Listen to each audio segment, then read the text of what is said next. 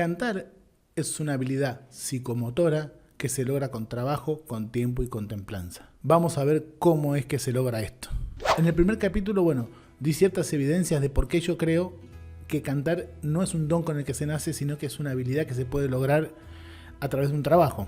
Y acá, vamos un poco al desarrollo. Es como a ver cómo es que se logra esto. Más allá de cómo lo logró cada uno, es cómo creo yo que logré estandarizar de alguna manera o desarrollar un método para que cualquier persona que tenga el deseo de cantar pueda hacerlo. Vamos a ir por partes. Primero, lo más obvio que cualquiera diría es, hay que entrenar técnica vocal, hay que tener buena técnica para cantar, para que la voz se desarrolle y uno pueda cantar, ¿no? Yo estoy un poco peleado con esa idea porque para mí la técnica vocal es un compendio de ejercicios o de formas de cantar que se tienen que adaptar a todo el mundo. Y eso es como creer que a todo el mundo le tienen que entrar los mismos zapatos o la misma ropa. Yo creo en entrenar la voz respetando la singularidad de cada instrumento. Como dije en el capítulo anterior, no todos nacemos con el instrumento organizado de la misma manera y no todos tenemos el mismo instrumento y las mismas piezas que organizar. Entonces tenemos que entrenar las habilidades que ya tenga organizadas, pero respetando siempre la naturaleza de ese instrumento. Y no entrenar un instrumento teniendo en cuenta la naturaleza de otros parámetros, de otros instrumentos o de la moda en cuestión. ¿Qué es lo que hay que entrenar? Vamos por partes también porque acá hay mucho mito. Muchas personas cuando hablan de entrenamiento vocal o de técnica vocal, ¿no? Hay varias cuestiones que tenemos que aclarar que andan dando vuelta por todos lados y que ya a esta altura del siglo XXI deberíamos tener todos un poquito más claras, como para equiparar. Repito, esto no es la verdad absoluta, es la opinión que yo tengo y es mi mirada sobre el tema.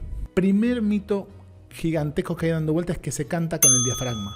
Por suerte cada vez menos, pero existe todavía esto de que hay que aprender a trabajar el diafragma para que no se dañe la garganta, porque si mi diafragma no está bien entrenado, mi garganta sufre. Hay algo de verdad en esa afirmación, pero que es muy tirada de los pelos, es muy simplista a primera vista. Si bien el aparato respiratorio, cuyo músculo principal es el diafragma, es uno de los 3 integrantes de los subsistemas que usamos para cantar, no es el único y no es el más importante. Los 3 subsistemas de los cuales vamos a hablar después son igual de importantes y cuando no coordinan se terminan dañando o terminan forzando al anterior. Entonces lo más importante es entender que sí, el diafragma es importante, pero no es lo único importante.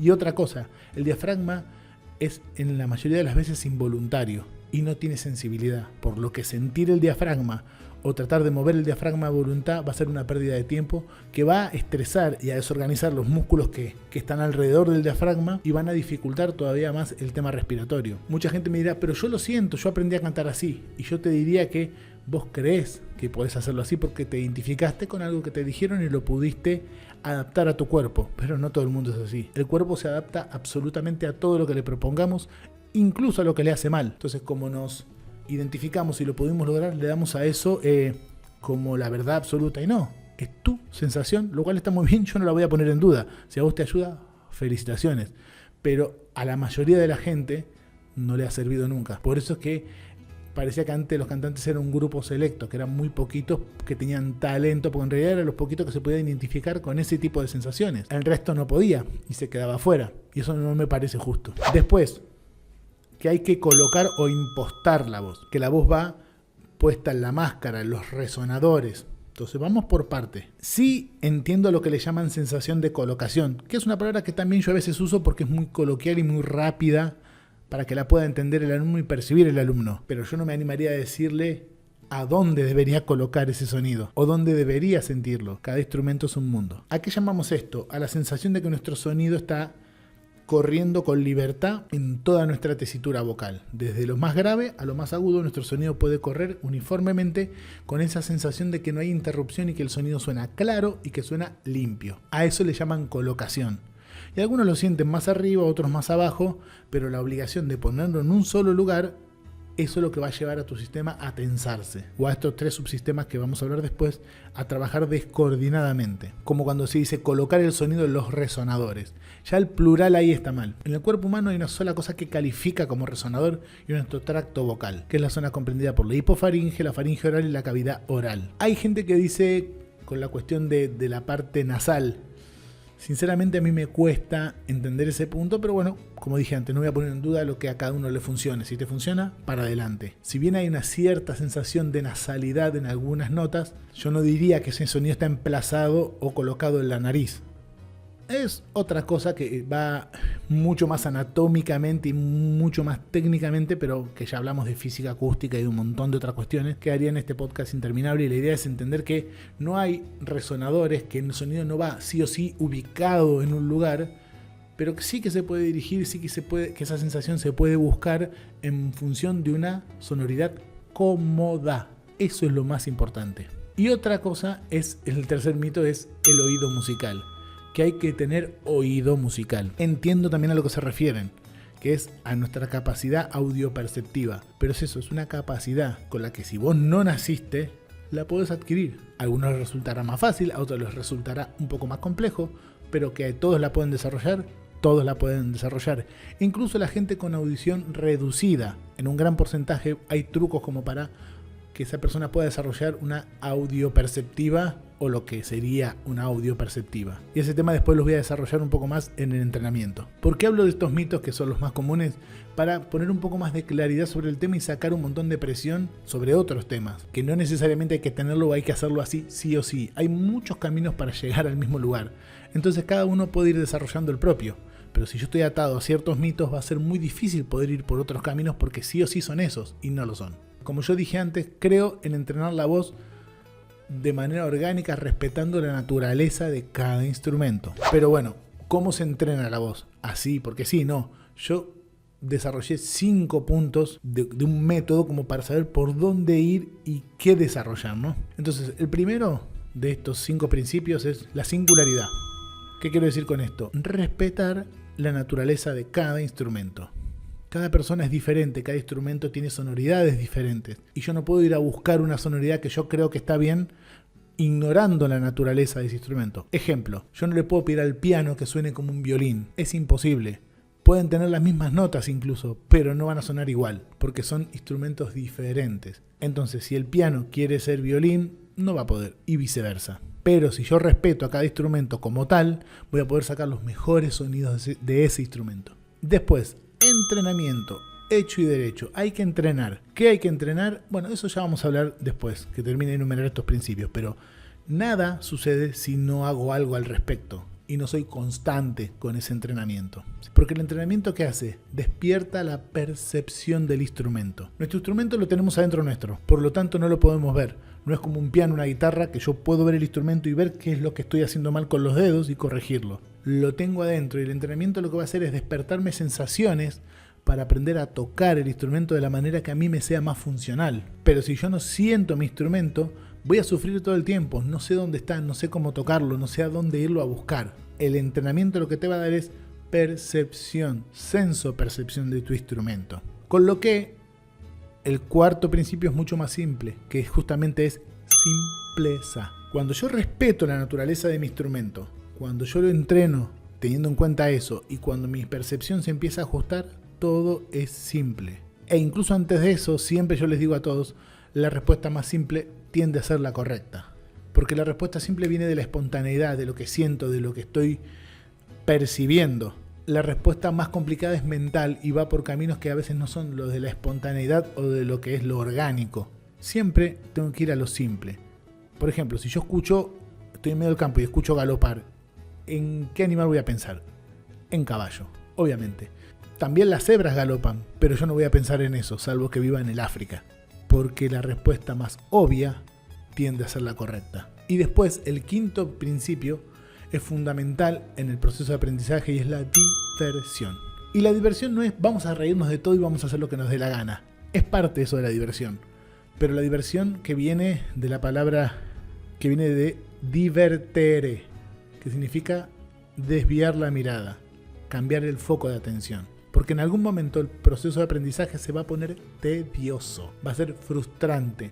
En algún momento no vas a ir a la velocidad que querés, no vas a tener los progresos que vos creías que deberías tener. Entonces se va a poner así, se va a poner feo. Entonces ahí es donde está tu capacidad de aprender a ver lo que está bien de lo que sale bien, de cómo lo encamino, de valorar los logros que tengo, de incluso en el peor momento poder cambiar la mirada y sacar lo mejor de ese peor momento. Estos 5 principios, singularidad, entrenamiento, percepción, simpleza y diversión, son los que van a guiar nuestro proceso de aprendizaje y de entrenamiento para desarrollar y encontrar nuestra identidad vocal. ¿Y qué es lo que hay que entrenar? Ahora sí, vamos puntualmente a lo que hay que entrenar. Para que el lenguaje de la voz cantada se entienda, porque claramente la voz cantada es un lenguaje para comunicar un mensaje. Y si el lenguaje está correcto y es entendible, me voy a poder comunicar bien con mi público. Y si no es entendible, voy a confundir a mi público y voy a frustrarlo a mi público. Y también me voy a frustrar yo porque no me entienden. Entonces lo importante es que hay ciertos principios para respetar. Y dentro de la voz cantada, para mí hay 2 grandes mundos que hay que entrenar. Primero el entrenamiento físico del instrumento y después el entrenamiento musical del instrumento. Son 2 cosas diferentes. Dentro del entrenamiento físico, ¿qué es lo que tengo que entrenar? Nuestra coordinación fonorrespiratoria. ¿Qué es la coordinación fonorrespiratoria? Se maneja con 3 subsistemas, que ya lo hablamos al principio. Uno es el respiratorio, otro es el fonador y otro es el resonancial. Estos 3 sistemas tienen que trabajar coordinadamente como un equipo, que en donde uno trabaje más que el otro lo van a hacer sufrir. Para decirlo rápidamente, el aire entra en nuestro cuerpo, sale pasando por las cuerdas vocales, por la laringe para ser exacto, toca las cuerdas vocales, eso genera un sonido, ese sonido se filtra y pasa a través de nuestro resonador o de nuestro sistema resonancial y logra lo que se llama el sonido que escuchamos como voz cantada o incluso como voz hablada. Y como en cualquier equipo de trabajo, ninguno es más importante que el otro. Todos cumplen una tarea fundamental, sobre todo en un instrumento físico que hay un montón de cuestiones neuromotoras que hay que respetar, que no podemos hacer la nuestra. No es lo que yo siento, ¿sí? Hay ciertas cuestiones que hay que hacerlas, de cómo inhalo, de cómo exhalo, de cómo siento la resonancia, de cómo dirijo ese sonido. Hay un montón de cuestiones que tienen que ver con el entrenamiento perceptivo, de aprender a manejar nuestro instrumento de manera lo más funcional posible. Para mí cantar es el arte de sacar la mayor cantidad y calidad de sonido con el menor esfuerzo y el menor desgaste. Eso nos va a dar longevidad vocal. No podemos atribuirle a uno de estos 3 subsistemas el protagonismo de la voz porque no lo es así. Los 3 tienen que trabajar bien.